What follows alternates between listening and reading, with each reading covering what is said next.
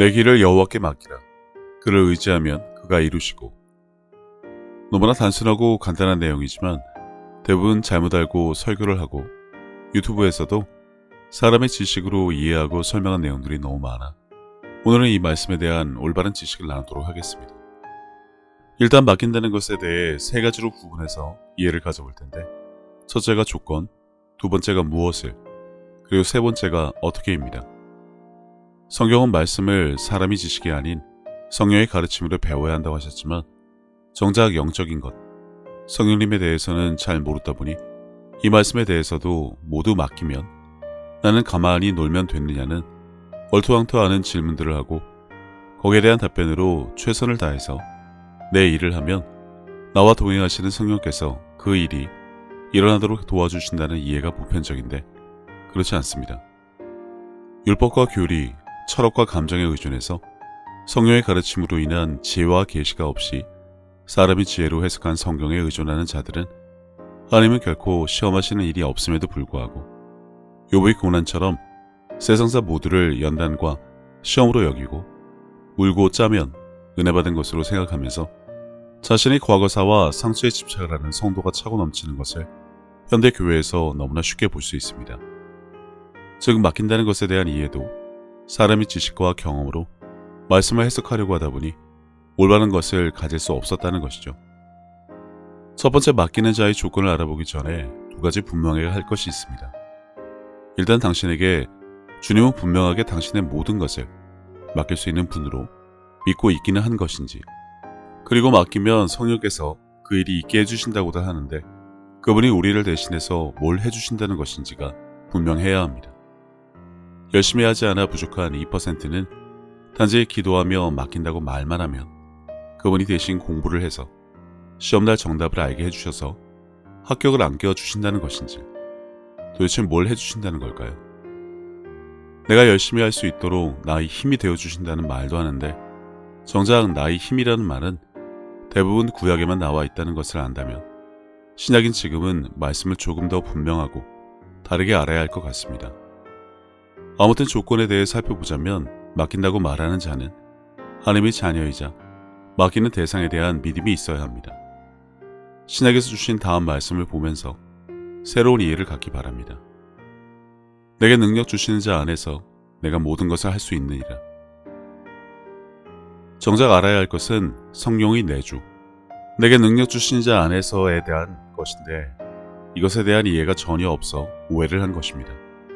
우선 내가 모든 것을 할 수 있다는 말이 보입니까? 맡긴다거나 대신해준다는 뜻은 전혀 찾아볼 수 없습니다. 성령께서는 우리를 돕는 분이시고 해가는 자는 우리라는 개념부터 확실하게 갖고 있어야 합니다. 게다가 내게 능력 주시는 자 아니라고 하셨는데 정작 그 안은 어디이고 그 안에 들어가는 방법이 무엇인지는 잘 모른다는 것이죠. 그가 내 안에, 내가 그 안에라고 하는 동일시, 동시거주, 동기화에 대한 이해가 없으면 맡긴다는 물론이고 그럴 수 있는 조건도 이 말씀에 대한 이해도 수박 겉핥기밖에 되지 않습니다. 너희가 내 안에 거하고 내 말이 너희 안에 거하면 무엇이든지 원하는 대로 구하라. 그리하면 이루리라. 셀 수 없이 반복해서 설명을 했지만 다음 말씀도 같이 보면서 한 번에 설명을 하고자 합니다. 나는 포도나무요 너희는 가지라. 그가 내 안에 내가 그 안에 거하면 사람이 열매를 많이 맺나니 나를 떠나서는 너희가 아무것도 할 수 없습니다. 여기서 말씀하시는 열매는 성령의 열매이고 내 안에라는 말은 그분의 말씀과 사랑 아니라고 여러 번 나누었으니 그러한 삶을 살고 있지 않고 그가 내 안에 내가 그 안에가 기본으로 장착되어 있지 않으면 조건과 자격 미달이라 기도하는 것도 구하는 것도 맡기는 것도 공연불에 지나지 않습니다. 그러나 내가 너희에게 말하노니 무엇이든지 기도하고 구하는 것은 받은 줄로 믿으라. 그리하면 너희에게 그대로 되리라.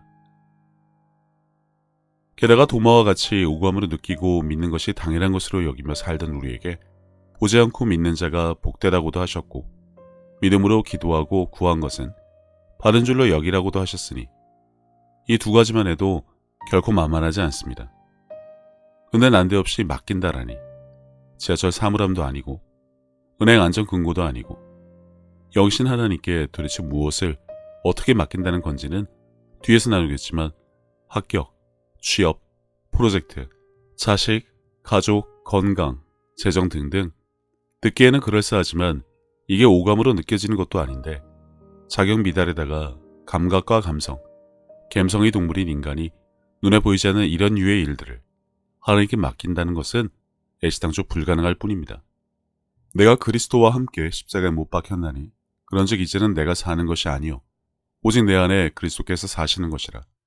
이제 내가 육체 가운데 사는 것은 나를 사랑하사 나를 위하여 자기 자신을 버리신 하나님 아들 안에 있는 믿음으로 사는 것이라. 결론은 맡긴다고 말할 수 있는 자의 조건은 하나님의 자녀이고 말씀을 믿고 사랑으로 행하며 살고 있는 것을 기본으로 하는 자여야 하고, 믿고 맡겼다는 말은 해놓고 걱정과 두려움의 두 마음을 품지 않을 자신이 있는 자가 우선 되어야 한다는 겁니다. 두 번째로 무엇을 맡기려고 하는지 살펴봤으면 합니다. 일단 그 전에 왜 맡기려고 하는지부터 알아야 합니다.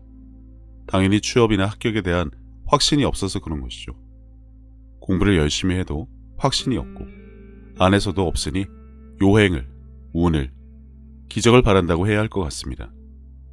마지막에 나누겠지만 열심히 하고도 확신이 없단 말은 실력 대신에 걱정과 불안을 움켜쥐고 있다는 말밖에는 안 됩니다. 열심히 안 했으니 안 될 것이라는 굳은 신념이 이미 자리를 잡고 있다는 겁니다. 나는 열심히 했다는 착각은 자유입니다. 아무튼 합격, 재정, 건강, 관계 등 기도할 수 있는 모든 것이 되겠지만 이런 것들을 맡긴다. 도대체 무슨 뜻인가요? 일단 맡겨질 성질의 것인지조차 모르겠지만 합격만 보더라도 합격을 맡긴다는 말이 합격하게 해달라는 부탁인지, 합격할 수 있는 수준이 되도록 열심은 물론이고 지어와 명철을 달라는 것인지, 대리시험을 봐달라는 것인지, 알아서 붙여달라는 것인지 분명하지 않다는 것입니다. 합격을, 취업을, 건강을 하나님 손에 맡깁니다 라고 기도하고 나서는 내가 최선을 다해 열심히만 하면 성령께서 나를 도우신다고들 하는데 내가 졸지 않고 밤샘을하게 도우시는 것인지, 시험 문제를 보여주시는 것인지, 한 번 읽으면 머리에서 떠나가지 않는 비장한 기억력을 주신다는 것인지, 경쟁이 아무리 심해도 나만큼은 붙여주신다는 것인지, 아무튼 도무지 모르겠습니다. 사람의 생각과 지식으로 맡긴다는 것에 대한 이해를 하자면 그것을 부탁으로 여기는 자들도 있겠지만, 아무튼 원하는 결과를 얻게 해달라는 의미로 본다면 그건 구하는 것이지 맡기는 것이 아니라 답이 없습니다. 맡겨질 성질의 것도 아니라고 이미 언급했습니다만 정작 맡겨야 하는 것은 이런 것이 아닙니다. 수고하고 무거운 짐진 자들아 다 내게로 오라. 내가 너희를 쉬게 하리라. 우리가 믿고 맡길 수 있는 대상께서 직접 주신 말씀에 의하면 일단 오라고 하십니다. 수고를 하던 죽을 고생을 하던 짐을 이고지고 살던 상관없이 일단 오라는 초대를 보셔야 합니다. 그러면 쉼을 주신다고 하십니다. 우리가 구하는 것이 합격과 취업, 건강과 돈일지라도 그것을 위해 힘쓰고 노력하고 결과를 갖기 전에 가질 수밖에 없는 염려, 걱정, 근심 등 모든 것을 수고와 짐으로 본다면 예수님은 결국 그것을 그분에게 맡기면 우리에게 쉼을 주시겠다는 것입니다. 짐을 맡기라고 하셨지 결과를 보장한다는 말씀은 아니란 것을 발견하셨기 바랍니다. 너희는 마음에 근심하지 말라. 하나님을 믿으니 또 나를 믿으라. 그럼 우리가 가져야 할 태도는 하나님을 믿는 것이 훨씬 더 커야 한다는 것입니다. 결국 모든 문제를 대하며 들 수밖에 없는 걱정, 근심, 불안, 염려, 두려움을 맡기라는 것이지 합격, 취업, 재정 등과 같이 원하는 것을 맡기면 이루어지게 도와주고 보장해주겠다는 이해를 가져서는 안 된다는 것이죠. 이것은 다른 방법으로 구하는 것을 알아야 하는데 다양한 영상들에 이미 여러 번 언급을 했으니 이 영상에서는 넘어가도록 하겠습니다. 예수께서 그 하는 말을 곁에서 들으시고 회당장에게 이르시되 두려워하지 말고 믿기만 하라 하시고, 다른 구절을 통해 말씀을 이해하자면 예수님은 회당장의 딸도 살려주시겠지만 우선 내가 가진 두려움을 거절하고 대신 너는 나에 대한 믿음을 더 크게 굳게 붙잡고만 있으라고 명령하신 것을 발견해야 합니다. 이 말씀은 예수님에 대한 믿음이 크다면 두려움은 작아질 수밖에 없다는 것이기도 하지만 베드로는 예수님보다 두려움이 더 컸기 때문에 무리를 걷다가 빠진 후 왜 의심하였냐는 책망을 들은 것을 기억한다면 맡겨야 할 것은 무엇이고 이와는 별도로 각자 맡아서 책임지고 해야 할 일이 따로 있다는 것을 알게 될 것입니다. 살리는 것은 예수님의 일이기 때문인데 이것이 바로 우리가 맡긴다고 하는 것의 실체입니다. 우리는 구하는 것과 맡기는 것에는 분명한 차이가 있다는 것을 구별할 줄 알아야 합니다. 너희 염려를 다 주께 맡기라. 이는 그가 너희를 돌보십니다. 취업, 재정, 합격 등은 구하는 것이지 맡기는 것이 아닙니다. 재차 언급합니다만 정작 우리가 맡겨야 할 것은 그것이 되지 않으면 어쩌나와 같은 걱정과 근심, 두려움입니다. 하나님으로부터 오지 않은 것을 우리 안에 두어서는 안 된다는 겁니다. 결국 취업은 똑같이 최선을 다해 준비를 한 사람들이 아무리 많다 하더라도 불합격에 대한 불안감을 전부 맡긴 사람에게 주어지는 결과라는 것이죠. 그렇지 않으면 그날의 담대함을 갖지 못해 긴장하고 실수를 할 것이고 아무리 준비를 많이 했어도 시험도 면접도 떨어질 수밖에 없습니다. 하지만 주님이 나의 강함이 되시는 것을 믿고 의지해서 맡긴 사람이라면 담대하게 준비한 모든 것을 바탕으로 온전한 실력을 발휘할 수 있는 것입니다. 그런 시험 직전에 긴장하지 않게 도와주시고 말을 잘하게 도와주시고 공부한 모든 것이 기억나게 도와주세요라는 기도. 여러 영상에 걸쳐 나누었지만 뭘 해주세요, 도와주세요라는 기도를 해서 될 일은 아니라고 봅니다. 여전히 그 마음은 걱정과 근심, 두려움과 불안을 움켜쥔 채 말하고 있으니 두 마음을 품은 자 아무것도 얻을 것을 기대하지 말아야 하니까요. 마지막으로 세 번째, 어떻게 맡기냐를 살펴보겠습니다. 방법을 알아보기 전에 일단 뭐가 되든 상관없이 우리가 그냥 맡긴다고 칩시다. 영상 초반에 나눈 말씀처럼 그것이 길이든 염려든 합격이든 뭐든 간에 맡길 수는 있겠습니까? 맡긴다고 말하고 나서 정말 두 번 다시 걱정이나 염려를 하지 않고 정말 믿음으로 마음을 지켜본 경험은 있냐는 겁니다. 대부분 없습니다. 맡겼다고 말은 하지만 정작 그것을 냉큼 빼앗아 와서 움켜쥐고 걱정을 합니다. 그러면 맡겼다고 할 수 없다는 겁니다. 여전히 내가 쥐고 있기 때문인데 그것은 단순히 걱정, 근심, 두려움이 커서가 아니라 주님에 대한 믿음이 없기 때문에 맡기지를 못하는 겁니다. 이유는 간단합니다. 첫 번째 조건에서 나누었지만 그것이 되지 않으면 구하나 맡기나 마찬가지 결과입니다. 기도하고 구한 것은 받은 것으로 믿어야 하는 것처럼 믿고 맡길 수 없다면 기도한다고 해서 달라지지 않습니다. 맡기는 방법은 아주 간단합니다. 믿고 맡길 수 있는지를 알면 됩니다. 그리고 그 전에 믿음이 있는지, 믿는 자인지부터 분명하면 됩니다. 그러면 얼마든지 구하듯 얼마든지 맡길 수 있습니다. 결국 그분이 나를 돌보신다는 것에서 결코 물러서지 않을 자신이 있으면 믿고 맡길 수 있습니다. 구하는 것과 맡기는 것의 차이를 앞에서 나누었으니 이와는 반대로 걱정과 근심을 붙잡고 있으면서 말로만 맡긴다고 하는 것은 아무 소용이 없다는 겁니다. 믿음이 없으면 붙잡고 있어서 맡기지 못하고 설사 맡긴다 하더라도 의심이 들면 불안하면 그것은 다시 당신의 것으로 가져오기 때문에 방법이 사실 중요하지 않습니다. 알아도 아무 소용이 없습니다. 결국 믿음의 문제를 발견하게 될 뿐입니다. 합격과 취업, 재정을 원하면 구해야지 맡깁니다 라고 하고서는 열심히 살다 보면 성령께서 알아서 도와주셔서 결과를 갖는 것이 아닙니다. 노력의 결과이지 성령께서 무슨 꼼수를 발휘해서 당신에게 선물로 뭘 주시는 것이 아닙니다. 지원자가 전부 배탈이 나게 한다거나 갑자기 돈가방이 눈앞에 떨어지거나 뭐 그런 경우는 절대 없습니다. 맡기고 열심히 했으니 성령께서 알아서 합격시켜 주실 것이다. 교회를 다니는지 절에 다니는지 주수를 믿는지부터 분명하게 하시기 바랍니다. 그렇지 않으면 열심과 노력, 성실함으로 결과를 만들어내야 한다는 것에 대한 경험 부족에서 나온 궁여지책으로 손에 쥐고 있으면서도 맡긴다는 말만 한다고 볼 수밖에 없다는 겁니다.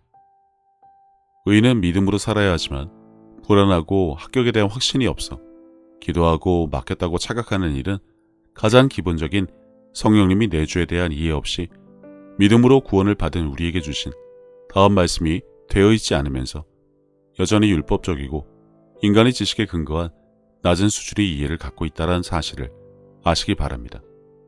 예수께서 대답하여 이르시되 사람이 나를 사랑하면 내 말을 지키리니 내 아버지께서 그를 사랑하실 것이요 우리가 그에게 가서 거처를 그와 함께 하리라. 맡긴다. 원하는 것이 이루어지게 해달라는 부탁과는 분명히 다릅니다. 되게 해달라는 기도로 착각해서도 안 됩니다. 노력이 부족하고 합격에 대한 믿음이 없는데 맡긴다는 기도를 했다고 해서 원하는 그 일이 일어날 것이란 기대는 엄한 소망일 뿐입니다. 불합격에 대한 걱정을 온전히 맡길 수 있다면 최선을 다해 해야 할 일을 하면 되는 것입니다. 그러니 합격에 대한 확신을 갖게 지금 내 불안감을 가져가 달라는 태도로 기도하는 것도 의미가 없습니다. 열심히 했으니 최선의 노력을 다했으니 이제 결과를 맡긴다면 불합격을 해도 순종하겠다는 말과도 같은데 이것도 원하는 것이 아니니 올바른 태도는 아닌 것 같습니다. 열심을 다하고 최선을 다하고 걱정과 근심의 짐을 주님께 다 맡겼으니 당연히 합격을 할 것이란 믿음을 가지는 것, 그것이 맡겼다고 말하는 자가 가져야 할 올바른 태도인 것입니다.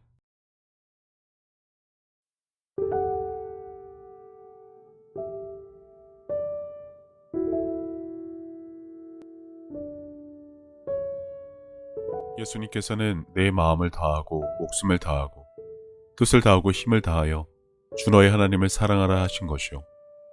둘째는 이것이니 내 이웃을 내 자신과 같이 사랑하나 보다 더 큰 계명은 없다고 하셨습니다. 생각해보면 믿는 사람들은 이미 하나님께 받은 것이 너무나 많은 것을 아는 자들입니다.